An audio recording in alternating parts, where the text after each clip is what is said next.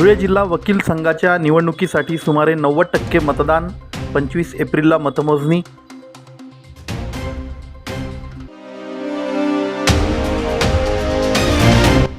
राज्यात 50 विधानसभा मतदारसंघात अल्पसंख्याक घुसखोर मतदारांची वाढ, किरीट सोमय्या।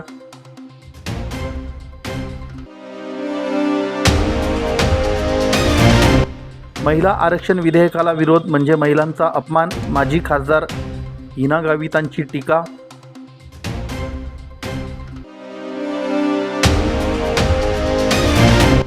आणि महात्मा फुले जनआरोग्य योजनेतील भ्रष्टाचाराबाबत उबाटा सेनेचं विघ्नहर्ता हॉस्पिटलला निवेदन।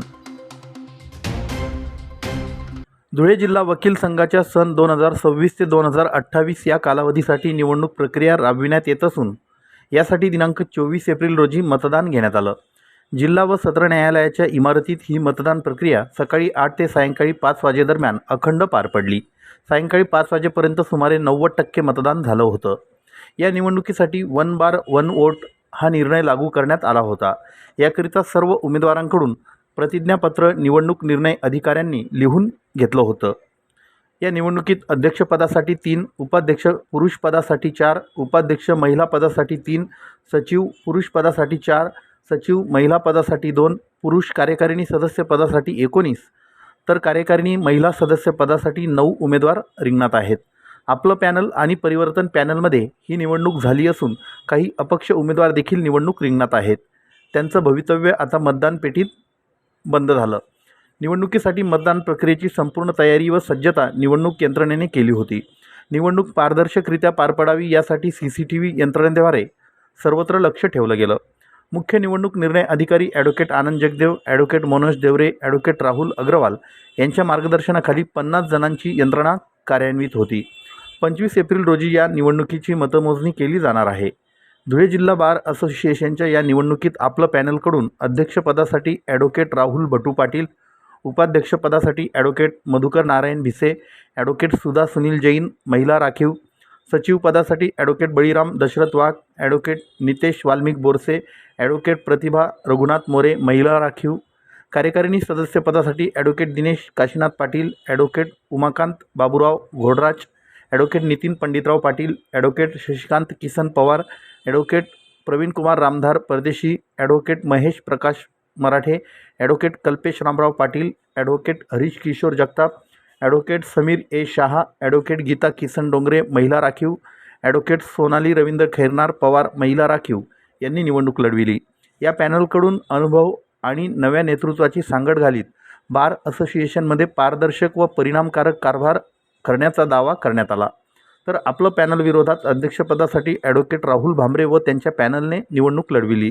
आता सर्वांचं लक्ष 25 एप्रिल रोजी होणाऱ्या मतमोजणीकडे लागून आहे। 24/4/2026 रोजी धुळे जिल्हा वकील संघाचं हे मतदान सकाळी 8 वाजेपासून सुरू झालेलं आहे। हे 5 वाजेपर्यंत चालणार आहे आणि या मतदानासाठी एकूण 1339 सभासद हे पात्र आहेत। त्यापैकी जेवढे सभासद येतील त्या सगळ्यांचं 5 वाजेपर्यंत आम्ही मतदान करून घेणार। एकूण उमेदवार मी महाराष्ट्र न्यूज चॅनलच्या बातमीपत्रास लाईक, शेअर, सबस्क्राईब करा। सोबतच बेल आयकॉन प्रेस करायला विसरू नका। पाहत राहा मी महाराष्ट्र चॅनल। धुळ्यासह राज्यातील 50 विधानसभा मतदारसंघांमध्ये अल्पसंख्याक मतदारांच्या संख्येमध्ये 50%हून अधिक वाढ झाली आहे।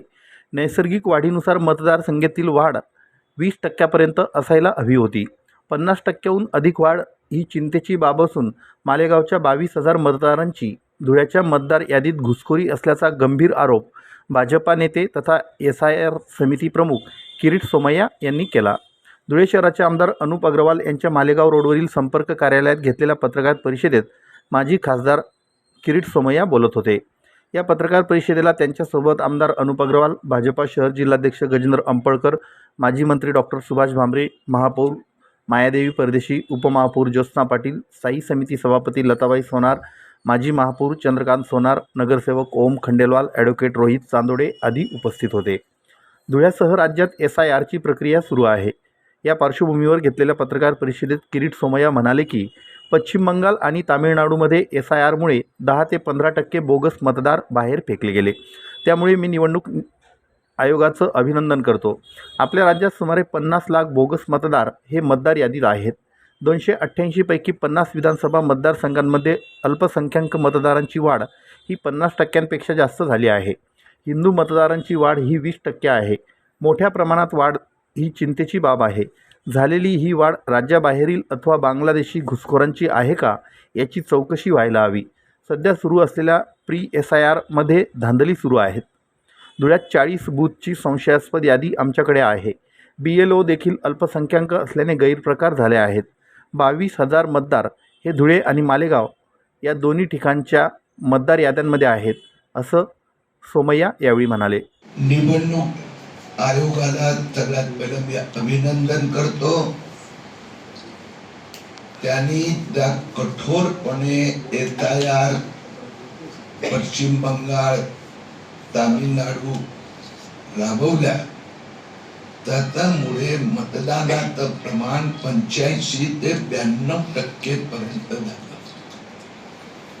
मतदार यादीतले बोगस, दुप्पट, फॉरेनर, बांगलादेशी, घुसखोर हे मतदार 10 ते 15% मतदार यादीचं टोटल पैकी कमी करण्यात आले. मला विश्वास आहे की महाराष्ट्रात पश्चिम बंगाल निवडणूक नंतर काही आठवड्यांनी SIR सुरू होणार. सध्या SIR पूर्वती ऍक्टिव्हिटी सुरू आहे. महाराष्ट्रात 50 लाख बोगस, बनावट, फसवे मतदार यादीत घुसखोर आहे. ते महाराष्ट्रात गेले 20 वर्षांनी SIR होत आहे. या 20 वर्षात जर आकडे पाहिले तर सुमारे 50 विधानसभा 288 पैकी 50 विधानसभेत मुस्लिम मतदार दुप्पट किंवा तिप्पट झालेले आहे. 50 विधानसभेत मी असे विधानसभा सांगतोय की तिथे 30-40 हजार पेक्षा जास्त मुस्लिम मतदार आहे. जे 2002 मध्ये 30-40 हजार होते त्या आता 80,000 ते 1 लाख, दुप्पट ते तिप्पट. धुळ्यातच बघा 40,000 होते, 1,15,000 झाले, ते तिप्पट झाले. हिंदू मतदार जो आहे हे संबंध महाराष्ट्रात किंवा या 50 विधानसभा क्षेत्रात ही नैसर्गिक वाढ असते. ही 20% म्हणजे वर्षाला 1% पेक्षा कमी 18 वर्षाचे होणार. तर 20 वर्षात 20% वाढ. काही मायग्रंट बाहेरून आलेले तर तिथे जरा जास्त वाढ. ही फार एक मोठी चिंतेची बाब आहे. आम्ही निवडणूक आयोगाकडे पण ही माहिती आणि आकडे दिले आहेत. एवढे मुस्लिम मतदार हे महाराष्ट्रात बाहेरून महाराष्ट्रात आले आहेत. नैसर्गिक वाढ फक्त 20% असली पाहिजे, पण त्याच्याऐवजी 100 ते 200% वाढ आहे. हे महाराष्ट्रात बाहेरून आलेले आहेत, बांगलादेशहून आलेले आहेत. त्यात कठोर चौकशी व्हायला हवे. महाराष्ट्र भाजपने 50 आता विधानसभा काढल्या आहेत की जिथे मुस्लिम मतदार 30-40 हजार पासून 3 लाखाच्या आसपास आहे. तिथे मोठ्या प्रमाणात SIR दरम्यान फोर्जरी, फ्रॉड, चीटिंग सुरू आहे. आम्ही निवडणूक आयोगाकडे मागणी केली आहे या 50 विधानसभेत तुम्ही स्पेशल ऑब्झर्वर नियुक्त करा. मी महाराष्ट्र न्यूज चॅनलच्या बातमीपत्रास लाईक, शेअर, सबस्क्राईब करा. सोबतच बेल आयकॉन प्रेस करायला विसरू नका. पाहत राहा मी महाराष्ट्र चॅनल. केंद्र सरकारने लोकसभेत मांडलेल्या 128व्या घटना दुरुस्ती महिला आरक्षण विधेयकाला काँग्रेससह अन्य विरोधी पक्षांनी केलेला विरोध हा देशातील 70 कोटी महिलांचा मोठा अपमान आहे, असा घणाघात धुळे येथे आयोजित पत्रकार परिषदेत माजी खासदार डॉक्टर हिना गावित यांनी केला. धुळे शहरातील चाळीसगाव चौफुली येथील स्वर्गीय महादेव अंपळकर स्मृती भाजपा जिल्हा मध्यवर्ती कार्यालयात शुक्रवारी नारी शक्ती वंदन विधेयक 2026 या विषयावर पत्रकार परिषद झाली. यावेळी महानगर जिल्हाध्यक्ष गजेंद्र अंपळकर, आमदार अनुप अग्रवाल, महापौर मायादेवी परदेशी, उपमहापौर ज्योत्स्ना पाटील, माजी महापौर चंद्रकांत सोनार, जयश्री अहिरराव, प्रतिभा चौधरी, स्थायी समिती सभापती लताबाई पोद्दार, सरचिटणीस ओमप्रकाश खंडेलवाल, सुनील कपिल, माजी प्रदेश चिटणीस डॉक्टर सुशील महाजन आदी उपस्थित होते.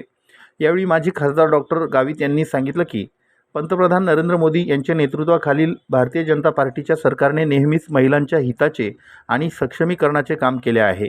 याचाच एक भाग म्हणून महिलांना लोकसभा आणि विधानसभेत 33% आरक्षण देण्यासाठी 16 आणि 17 एप्रिल रोजी हे ऐतिहासिक विधेयक आणलं गेलं. मात्र काँग्रेस पक्षाने कायमच महिलांविरोधी भूमिका घेतली असून त्यांच्यासोबत TMC, RJD, DMK आणि समाजवादी पक्ष या विरोधी पक्षांनी या विधेयकाविरोधात मतदान केलं, अशी तीव्र टीका यावेळी करण्यात आली. हे विधेयक केवळ राजकीय आरक्षणापुरतं मर्यादित नसून देशाचं परराष्ट्र धोरण, आर्थिक धोरण आणि सुरक्षा धोरण निश्चित करण्यामध्ये महिलांचा थेट सहभाग वाढवावा या उद्देशाने आणलं गेलं होतं. आज देशात 74 महिला खासदार आहेत. जर विरोधकांनी या विधेयकाला पाठिंबा दिला असता तर ही संख्या 273 पर्यंत पोहोचली असती आणि महिलांचं प्रतिनिधित्व अधिक भक्कम झालं असतं. याकडेही पत्रकार परिषदेत लक्ष वेधण्यात आलं. 14 जेव्हा मोदीजींचं सरकार पहिल्यांदा केंद्रात आलं आणि आता ही त्यांची तिसरी टर्म आहे. या 3 टर्ममध्ये त्यांनी अनेक असे कायदे महिलांच्या संदर्भामध्ये पारित केले, ज्याच्यामध्ये खऱ्या अर्थानं महिला सक्षमीकरणाचं काम देशामध्ये झालेलं आहे. मागच्या 16 आणि 17 तारखेला 131वं घटना दुरुस्तीचं विधेयक हे संसदेमध्ये एक विशेष अधिवेशन बोलवून त्या ठिकाणी पारित करण्याच्या उद्देशानं सरकारने पावलं उचलली आणि एक महिला कार्यकर्ता म्हणून आणि देशातील एक महिला नागरिक म्हणून सर्वच ज्या महिला आहेत त्यांना या ठिकाणी एक आशेचा किरण दिसत होता की आम्हाला सुद्धा आता कुठेतरी आमचा आवाज हा संसदेमध्ये पोहोचवत असताना आम्ही स्वतः महिला म्हणून त्या ठिकाणी धोरणं निश्चित करण्यामध्ये आमचाही त्या ठिकाणी सहभाग होणार आहे. आणि त्यामुळे आपण बघितलं असेल की हे बिल पारित होण्यासाठी किंवा हे बिल ज्या वेळेला संसदेमध्ये आलं, हे विधेयक ज्या वेळेला संसदेमध्ये आलं तर देशभरातील वेगवेगळ्या समाजातील वेगवेगळ्या क्षेत्रातील महिलांनी केंद्र सरकारचं अभिनंदन केलं. हे एक अत्यंत ऐतिहासिक असं विधेयक होतं, ज्यामध्ये देशातील महिलांना 33% आरक्षण हे देशाच्या संसदेतल्या लोकसभेमध्ये आणि प्रत्येक राज्याच्या विधानसभेमध्ये त्यांना देण्यात येणार. आणि 17 एप्रिल हे देशाच्या इतिहासामध्ये सोनेरी अक्षरांमध्ये लिहिला जाणारा दिवस हा ठरू शकला असता. परंतु दुर्दैवानं आपल्या देशातील काँग्रेस पक्ष आणि विरोधी पक्षाचे जे घटक पक्ष आहेत यांनी हा सोनेरी दिवस हा न होऊ देता एक काळा दिवस त्यांनी अडवून आणला. कारण 33% आरक्षण ज्या वेळेला आपण महिलांना देण्याचं बोलत होतो तर आजच्या तारखेला देशाच्या संसदेमध्ये 74 महिला खासदार आहेत, 74 महिला खासदार आहेत. आणि याची संख्या जेव्हा आपण 33% वाढेल असं ज्या वेळेला आपण बोलतो तर याची संख्या ही जवळपास 273 एवढी होणार. आणि हे करत असताना त्यासोबत स्वाभाविकपणे आपल्याला परिसीमत करून घेणं मतदारसंघाचं हेही तेवढंच आवश्यक. नारी शक्ती वंदन अधिनियम हे 2023 मध्ये हे बिल शासनाने आणलं आणि त्यावेळेला मी सुद्धा त्या ठिकाणी खासदार म्हणून त्या बिलाला मी सुद्धा मतदान केलं. मलाही त्या बिलावर महिलांच्या वतीनं आणि भारतीय जनता पार्टीचे खासदार म्हणून मी सुद्धा त्या ठिकाणी माझं मत मांडलं. आणि त्यावेळेला आम्हाला महिला म्हणून अत्यंत अभिमान आणि आनंद झाला होता की आता महिलांना 33% आरक्षण हे येणाऱ्या पुढच्या काळामध्ये लोकसभा आणि विधानसभेमध्ये मिळणार. मी महाराष्ट्र न्यूज चॅनलच्या बातमीपत्रास लाईक, शेअर सबस्क्राईब करा. सोबतच बेल आयकॉन प्रेस करायला विसरू नका. पाहत राहा मी महाराष्ट्र चॅनल. धुळे शहरात महात्मा ज्योतिबा फुले जन आरोग्य योजनेअंतर्गत उपचार घेत असलेल्या रुग्णांकडून काही खासगी हॉस्पिटल्समध्ये अतिरिक्त पैसे घेतले जात असल्याच्या तक्रारी समोर येत आहेत. या पार्श्वभूमीवर शिवसेना उद्धव बाळासाहेब ठाकरे पक्षाच्या वतीनं संबंधित डॉक्टर्स आणि हॉस्पिटल प्रशासनाला कडक इशारा देण्यात आला. शिवसेनेच्या वतीनं विघ्नहर्ता हॉस्पिटल धुळे येथे doctor Prathamesh More, doctor Pallavi Rajput, doctor Harshal Patil, doctor Mukesh Suryavanshi, doctor Kapil Patil, doctor Tukaram Patil, doctor Yatin Wagh, doctor Jitendra Chaudhari, doctor Vikas Rajput, doctor Manoj Patel, doctor Puneet Patil तसेच विघ्नहर्ता हॉस्पिटल प्रशासकीय अधिकारी डॉक्टर गणेश पाटील यांना निवेदन देण्यात आलं. निवेदनात नमूद करण्यात आलं आहे की शासनाने गरीब व गरजू रुग्णांना मोफत व दर्जेदार उपचार मिळावेत म्हणून महात्मा फुले जन आरोग्य योजना लागू केली आहे. मात्र काही ठिकाणी या योजनेचा गैरफायदा घेत रुग्णांच्या नातेवाईकांकडून विविध कारणे देऊन अतिरिक्त पैसे घेतले जात असल्याच्या तक्रारी समोर येत आहेत. या योजनेअंतर्गत येणाऱ्या रुग्णांकडून कोणत्याही प्रकारचे अतिरिक्त शुल्क आकारू नये, शासनाच्या नियमांचं काटेकोर पालन करावं आणि रुग्णांना प्रामाणिक सेवा द्यावी. भविष्यात अशा प्रकारच्या तक्रारी प्राप्त झाल्यास संबंधित हॉस्पिटल व डॉक्टरांच्या विरोधात शिवसेनेच्या वतीनं तीव्र आंदोलन छेडण्यात येईल असा इशारा देण्यात आला. रुग्णांची सेवा हीच खरी सेवा या तत्वावर सर्व डॉक्टरांनी काम करावं अशी अपेक्षा व्यक्त करण्यात आली. यावेळी शिवसेना उद्धव बाळासाहेब ठाकरे पक्षाचे उपमहानगर प्रमुख संदीप चौधरी, सूरज भावसार, मिलिंद चौधरी, अनिल चौधरी आणि कार्यकर्ते उपस्थित होते. जय महाराष्ट्र. मी सूरज भावसार, शिवसेना उद्धव बाळासाहेब ठाकरे पक्षाचा जुने धुळे विभाग प्रमुख तसे माजी आमदार अनिल अण्णा गोटे यांचा कट्टर समर्थक. माझ्या पत्रकार मित्रांनो, धुळे शहरामध्ये महात्मा ज्योतिबा फुले योजनेच्या नावात हॉस्पिटलमध्ये डॉक्टरमार्फत फार मोठा भ्रष्टाचार चालू आहे. त्याच्या विरोधात आम्ही एक युद्ध पुकारलेलं आहे. त्या कार्यक्रमानिमित्ताने आज विघ्नहर्ता हॉस्पिटल येथे ॲडमिन प्रशासनाला आणि ते डॉक्टरांना आम्ही निवेदन दिलंय की सदर हॉस्पिटल हे महात्मा ज्योतिबा फुले योजनेमध्ये आहे. तुम्ही प्रामाणिकपणे तुमचं कर्तव्य बजावा. गोरगरीब दलित आदिवासी रुग्णांकडनं तुम्ही योजनेच्या व्यतिरिक्त पैशाची मागणी करू नका. जर अन्यथा आमच्याकडे तक्रार आली कायदेशीर कारवाईला तुम्हाला सामोरं जावं लागेल. तसेच शिवसेना उद्धव बाळासाहेब ठाकरे पक्ष नातेवाईकांसोबत इथं जन आंदोलन करेल. मित्रांनो, धुळे शहरामध्ये आमच्याकडे अनेक तक्रारी आल्या आहे. त्यानिमित्ताने शिवसेना उद्धव बाळासाहेब ठाकरे पक्ष या युद्धामध्ये सामील झालेलं आहे. आज आम्ही हे विघ्नहर्ता हॉस्पिटल आहे. हे हॉस्पिटल महात्मा ज्योतिबा फुले योजनेमध्ये व्हिडिओ बघणाऱ्या तुमच्या प्रेस माध्यमातून बघणाऱ्या सगळ्या धुळे शहरातील, नंदुरबार जिल्ह्यातील, धुळे ग्रामीणमधील शिंदखेडा, साक्री येथे जेवढे ग्रामीण भागातले पेशंट हॉस्पिटल आहे त्यांना विनंती आहे, आव्हान आहे की सदर हॉस्पिटल हे महात्मा ज्योतिबा फुले योजनेत आहे. या योजनेमध्ये असताना तुमच्याकडनं जर डॉक्टरांनी किंवा अन्य कोणी कर्मचाऱ्यांनी पैशाची मागणी केली असेल किंवा केली तर तुम्ही शिवसेना उद्धव बाळासाहेब ठाकरे पक्षाशी संपर्क साधावा. मित्रांनो, ही लढाई युद्ध जे आम्ही पुकारलंय डॉक्टरांच्या विरुद्ध, त्याच्यात आम्ही फक्त बंदुका. आमच्या या युद्धामध्ये आमचा रणगाडा अजून मैदानात आलेला नाही. आमचा अनिल अण्णा गोटेचा मैदानात आला या डॉक्टरांची झोपादाच उडाली. नंतर आयुष्यभराचं त्यांचं कायदेशीर कारवाईला त्यांना मग सामोरं जायला लागेल. म्हणून सर्व डॉक्टरांना आम्ही विनंती केली आहे की तुमचं काम प्रामाणिकपणे काम करा. तुमच्या विरोधात तक्रार आली तर शिवसेना तुमच्या विरुद्ध जन आंदोलन पुकारेल. धन्यवाद. जय हिंद, जय महाराष्ट्र. मित्रांनो आणि धुळेकर नागरिकांनो, आम्ही आज शिवसेना उद्धव बाळासाहेब ठाकरे पक्षातर्फे विघ्नहर्ता हॉस्पिटल येथे निवेदन देण्यात आलो आहे.